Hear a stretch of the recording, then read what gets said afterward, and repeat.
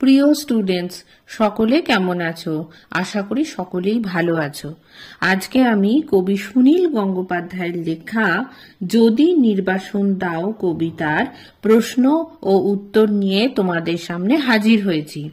এর আগের ভিডিওতে আমি এই কবিতার ব্যাখ্যা দিয়েছিলাম। তোমরা যদি শুনে না থাকো তাহলে অবশ্যই আগের ভিডিওটা দেখে নিও, তাহলে তোমাদের বুঝতে অনেক সুবিধে হবে। আর এই ভিডিওর মধ্যে আমি 4টে প্রশ্নের উত্তর নিয়ে আলোচনা করেছি। এরপরে আর একটা ভিডিওতে আমি আরো কয়েকটা প্রশ্নের উত্তর নিয়ে আলোচনা করব। তাই প্রথম থেকে শেষ পর্যন্ত ভিডিওটা খুব মন দিয়ে দেখতে থাকো এবং প্রয়োজনে তোমরা এগুলো লিখেও নিতে পারো। তাহলে খাতা পেন নিয়ে তোমরা রেডি হয়ে বসে পড়ো। আইসিএসসি এবং আইএসসি বোর্ডের বাংলা বিষয় যে কোনো রকম সাহায্য পাওয়ার জন্য আমার চ্যানেলটিকে তোমরা ফলো করো। ভালো লাগলে একটা লাইক দিও আর সাবস্ক্রাইব করার অনুরোধ রইল। তোমরা যত বেশি সাবস্ক্রাইব করবে আমার কাজের উৎসাহ তত বেশি বাড়বে। তাহলে চলো আমি শুরু করি প্রথম প্রশ্নের উত্তর আলোচনায়। যদি নির্বাসন দাও আমি ওষ্ঠে অঙ্গুরি ছোঁয়াবো, আমি বিষ পান করে মরে যাব। প্রথম প্রশ্ন আছে কার লেখা, কোন কবিতার অন্তর্গত? এর উত্তর হবে উদ্ধৃত পংক্তিটি কবি সুনীল গঙ্গোপাধ্যায়ের লেখা যদি নির্বাসন দাও কবিতার অন্তর্গত। আচ্ছা, যদি নির্বাসন দাও এই নামটা তোমরা ইনভার্টেড কমার মধ্যে রাখবে, যেহেতু এটা কবিতার লাইনের নাম, এটা কবিতার নাম, সেই হিসেবে তোমরা ওই উদ্ধৃতি চিহ্নের মধ্যে রাখবে। আর এই প্রশ্নটা আমি আর বলছি না, একবারই এখানে বলে দিলাম যে কার লেখা কোন কবিতার অন্তর্গত। খ নম্বর প্রশ্ন আছে যে আমি কে? হ্যাঁ, উদ্ধৃত পংক্তিটির আমি হলেন কবি স্বয়ং। এরপরে এর সঙ্গে আর একটা লেজুর প্রশ্ন আছে, তিনি অঙ্গুরি ছুঁয়ে কি করতে চান? এটার একটা আলাদা প্যারাতে তোমরা লিখবে। কবি সুনীল গঙ্গোপাধ্যায় তার জন্মভূমি বাংলাদেশকে গভীরভাবে ভালোবাসেন। এই কারণে তিনি জন্মভূমি ছেড়ে যেতে চান না। তাই তিনি বলেছেন যে জন্মভূমি থেকে তাকে যদি নির্বাসন দেওয়া হয় তবে তিনি বিষ পান করে মরে যাবেন, কারণ জন্মভূমি থেকে বিচ্ছেদ তার কাছে আত্মহত্যার সমান। তাই তিনি ওষ্ঠে অঙ্গুরি ছোঁয়াবেন আর সেই অঙ্গুরির মধ্যে থাকা তীব্র বিষ তার দেহে সঞ্চারিত হবে। এইভাবে তিনি অঙ্গুরি ওষ্ঠে ছুঁয়ে মৃত্যু যন্ত্রণা অনুভব করবেন। কেমন? লাস্ট লাইনটা আরেকবার বলছি, এইভাবে তিনি আংটি ওষ্ঠে ছুঁয়ে মৃত্যু যন্ত্রণা অনুভব করবেন। হয়ে গেল ক নম্বর প্রশ্নের উত্তর। চলে আসি খ নম্বর প্রশ্নের উত্তর হলো, চলে আসি গ নম্বরে। গ নম্বরে আছে আমি বিষ পান করে মরে যাব বলতে কবি কি বুঝিয়েছেন বা বলতে কি বোঝানো হয়েছে? উত্তরটা মন দিয়ে শোনো। বাংলাদেশের সাথে কবির নারীর যোগ রয়েছে। হ্যাঁ, এখানে নারী বানান ডয় শূন্য র, কিন্তু দন্তের নয় আকার, ডয় শূন্য রয় হর্ষই।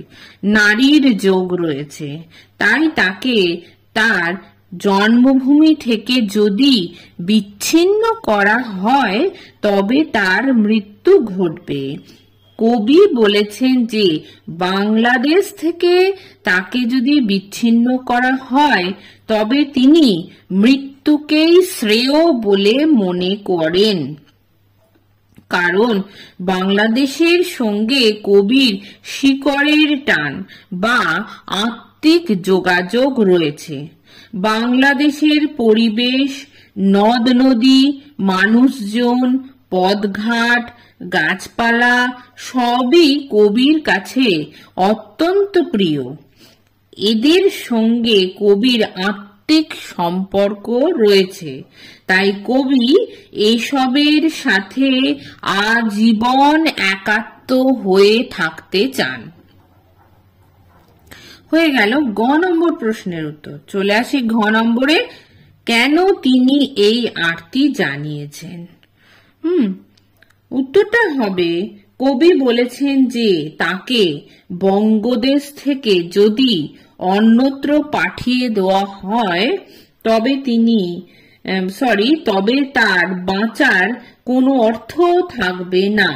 মৃত্যুর পরও বাংলাদেশের প্রকৃতির সাথে তিনি অচ্ছেদ্য বন্ধনে আবদ্ধ থাকবেন, তাই তিনি স্বেচ্ছা মৃত্যু বরণ করবেন। এখানে কবির বাংলাদেশের প্রকৃতির প্রতি নিবিড় টান এই কবিতার প্রতিটি ছত্রে প্রকাশিত হয়েছে। একদিকে তার প্রকৃতির সৌন্দর্যে তিনি যেমন আকৃষ্ট হয়েছেন, অপরদিকে বাংলাদেশের বিদ্বেষ হিংসার চিত্র তিনি পরিলক্ষিত করেছেন। লাইনটা আমি আরেকবার বলছি, একদিকে বাংলাদেশের প্রকৃতির সৌন্দর্যে তিনি যেমন আকৃষ্ট হয়েছেন, অপরদিকে বাংলাদেশের বিদ্বেষ হিংসার চিত্র তিনি লক্ষ্য করেছেন। তবু কবির কাছে জননী জন্মভূমি স্বর্গাদপি গরীয়সী, তাই কবির আরতি যেন তার প্রিয় জন্মভূমি বাংলাদেশ থেকে তাকে বিচ্যুত না করা হয়। এটাই হলো কবির আরতি। হয়ে গেল আমার 1 নম্বর প্রশ্নের উত্তর। চলে আসি 2 নম্বরে, বিষণ্ণ আলোয় এই বাংলাদেশ। এইখান থেকে শুরু করে এই পুরো প্যারাটাই এ আমারই 3.5 হাত ভূমি। কেমন? এটা হলো 10 নম্বর আছে, এর মান হলো 10। চলে আসি ক নম্বরে, আলোচ্য অংশের বক্তা হলেন কবি সুনীল গঙ্গোপাধ্যায়। খ নম্বর, কবির বিষণ্ণতা কেন দেখা দিয়েছে? খুব মন দিয়ে শোনো। কবি 1971 সালে বাংলাদেশের পটভূমিতে এই কবিতায় তার বিষণ্ণতাকে প্রকাশ করেছেন। কবির জন্মভূমি বাংলাদেশের যে চিত্র কবির মনে ফুটে উঠেছে, তাই এই কবিতায় কবি বেদনার্ত ভাষায় প্রকাশ করেছেন। বিষণ্ণ আলোয় তাই কবি বাংলাদেশের প্রকৃতিকে দেখেছেন। তৎকালীন বাংলাদেশের রাজনৈতিক পরিস্থিতি এমন ছিল যে যা কবির কাছে অত্যন্ত বিষণ্ণ বলে মনে হয়েছে। এখানে রাজনৈতিক পরিস্থিতির কারণেই কবি বিষণ্ণ কথাটি বলেছেন, এই আর কি। চলে আসি গ নম্বর প্রশ্ন, যে আলোচ্য অংশে বাংলাদেশের কোন রূপটি প্রকাশিত হয়েছে? উত্তরটা হলো, বাংলাদেশের প্রাকৃতিক সৌন্দর্য কবির চোখে অপরূপ হয়ে প্রতিভাত হয়েছে। কবি বাংলাদেশের মেঘ মেদুর পরিবেশ, তার নদ নদী, মাঠঘাট, পথ প্রান্তর, তার নদীর বুকে মেঘের সৌন্দর্য কিংবা মাঠ জুড়ে অশেষ দিগন্ত কবিকে মুগ্ধ করে। কবি অবাক বিস্ময়ে আত্মলীন হয়ে এই সমস্ত সৌন্দর্য প্রত্যক্ষ করেছেন।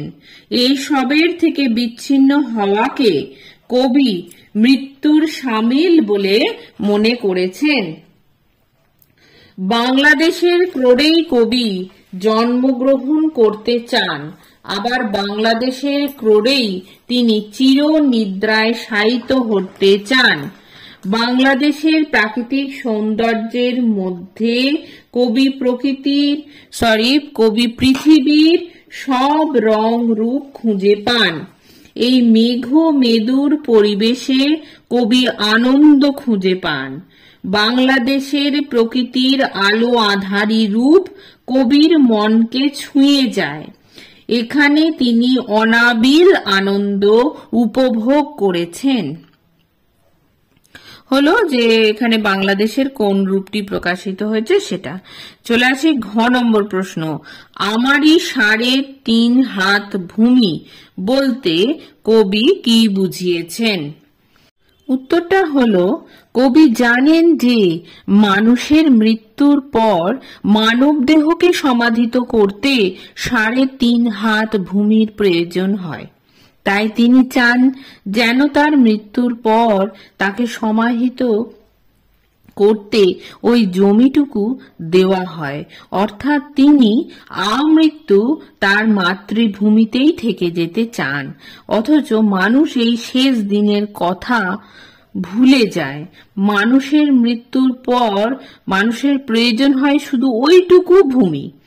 কবি এখানে মানুষকে মনে করিয়ে দিতে চান যে মানুষ সারা জীবন ক্ষমতার লোভে, সম্পত্তির লোভে, নিজেদের মধ্যে হিংসা, দলাদলি ইত্যাদিতে লিপ্ত হয়ে পড়ে। কবি বলেছেন এই সমস্ত কিছুই নিরর্থক, যার কোনো অর্থই নেই। মৃত্যু অবশ্যম্ভাবী, আর মৃত্যুর পর আমাদের প্রয়োজন হবে শুধুমাত্র ওই জমিটুকু। তাই তিনি মানুষের লোভ, ক্রোধ ইত্যাদিকে ধিক্কার জানিয়েছেন। হলো এটা আমার 2 নম্বর প্রশ্নের উত্তর। চলে আসি 3 নম্বরে। 3 নম্বর প্রশ্ন আছে, ধান খেতে চাপ চাপ রক্ত। সেখান থেকে লুঠেরা আর ফেরারি এই পর্যন্ত মান হলো 10। প্রথম ক নম্বর প্রশ্ন আছে যে স্নানের আগে কেউ কেউ নদীকে প্রণাম কেন করে? উদ্ধৃত অংশটি কবি সুনীল গঙ্গোপাধ্যায় রচিত যদি নির্বাসন দাও কাব্যের অন্তর্গত। কবি দেখেছেন যে অনেক মানুষ স্নানের পূর্বে নদীকে প্রণাম করে, কারণ আমাদের বাংলাদেশ হলো নদী মাতৃক দেশ। ইতিহাস থেকে আমরা জানতে পারি যে প্রাচীনকাল থেকেই বড় বড় সভ্যতা নদীর তীরে গড়ে উঠেছিল। তাই বাংলাদেশের গঙ্গা, পদ্মা প্রভৃতি নদীগুলি মাতৃরূপে সকলের কাছে পূজিতা হন। তাই অনেকে স্নানের পূর্বে নদীকে প্রণাম করেন। চলে আসি খ নম্বর প্রশ্ন। ধান খেতে চাপ চাপ রক্ত বলতে কবি কি বুঝিয়েছেন? এর উত্তর হবে, পরাধীনতার গ্লানি ভারতবর্ষের বুকে যে রক্তাক্ত ইতিহাস গড়ে তুলেছিল, বাংলাদেশও তা থেকে বাঁচতে পারেনি। ধান খেতে চাপ চাপ রক্ত বলতে কবি এখানে তাদের সংগ্রামের কথাই তুলে ধরেছেন, যেখানে বহু মানুষের সংগ্রামের ফলে মৃত্যু ঘটেছে। বিদেশিদের হাত থেকে নিজের দেশকে রক্ষা করার জন্য বহু মানুষ নিজেদের রক্ত দিয়েছে। তারই চিহ্ন বাংলাদেশের মাঠে ঘাটে রয়েছে। তাদের সংগ্রামের ফলে দেশে স্বাধীনতা এসেছে ও বাংলাদেশ পরবর্তীকালে স্বাধীন রাষ্ট্রে পরিণত হয়েছে। এই রক্ত সাধারণ মানুষের রক্ত। সেই রক্তে কোনো জাতি ধর্ম ভেদাভেদ নেই। সেই রক্ত হলো সাধারণ মানুষের বুক থেকে ঝরা রক্ত। সেই চাপ চাপ রক্ত তাদের আত্মবলিদানের চিহ্ন স্বরূপ। বাংলাদেশের মাটিকে রক্ষা করার জন্য এই স্বাধীনতা সংগ্রামীরা নিজেদের প্রাণ দিয়েছে। হলো এটা। চলে আসি পরের প্রশ্নতে, যে এইখানে ঝরেছিল মানুষের ঘাম বলতে কবি কি বুঝিয়েছেন? এর উত্তর হবে, বাংলাদেশে কবি দেখেছেন পরিশ্রমী মানুষেরা মাথার ঘাম পায়ে ফেলে সোনার ফসল ফলিয়েছে, তারাই সাধারণ মানুষের খাদ্যের যোগান দিয়েছে। এই সব চিত্র কবিকে বাংলাদেশের প্রতি আরো বেশি করে আকৃষ্ট করেছে।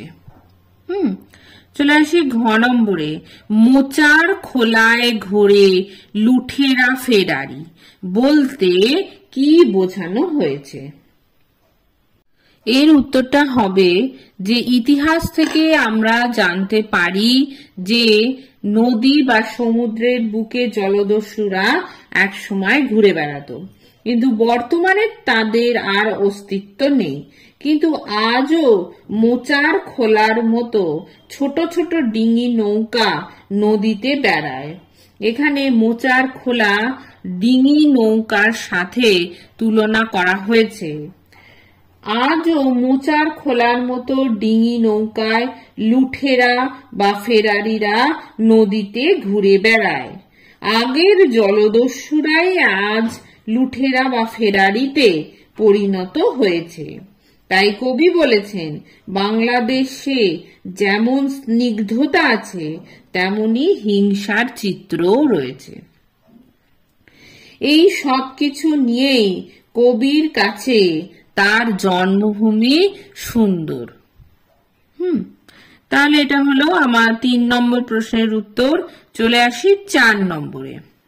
শহরে বন্দরে এত অগ্নিবৃষ্টি, সেখান থেকে শুরু করে বাতাবি লেবুর কাছে জোনাকির ঝিকমিক। ক নম্বর প্রশ্ন, শহরে বন্দরে অগ্নিবৃষ্টি বলতে কবি কি বুঝিয়েছেন? এই 4টে প্রশ্নের মান হলো 10।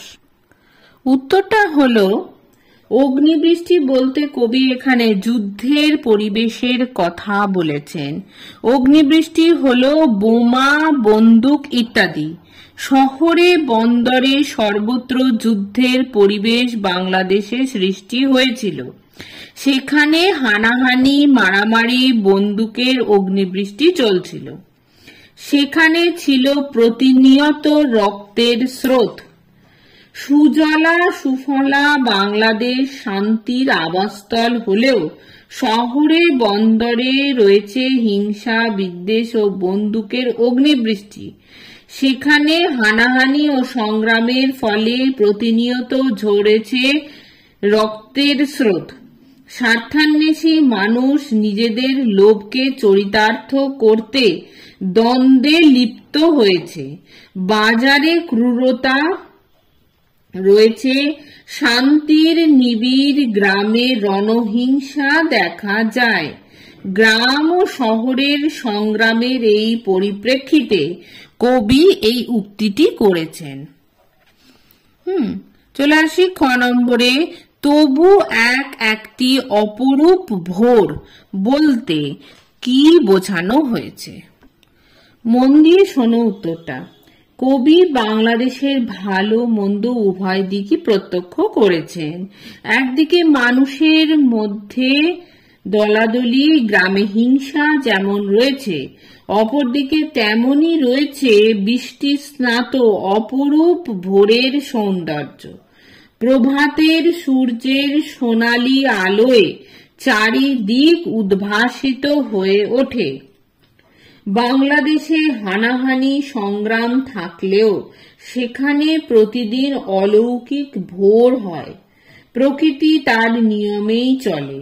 সূর্য ওঠার ফলে সোনালী আলোয় চারিদিক ঝলমল করে। বা এই লাইনটা অন্যভাবে বলতে পারো যে সূর্য ওঠার সাথে সাথে চারিদিক সোনালী আলোয় ঝলমল করতে থাকে। মানুষজন নিত্য কর্মে ব্যস্ত হয়ে পড়ে।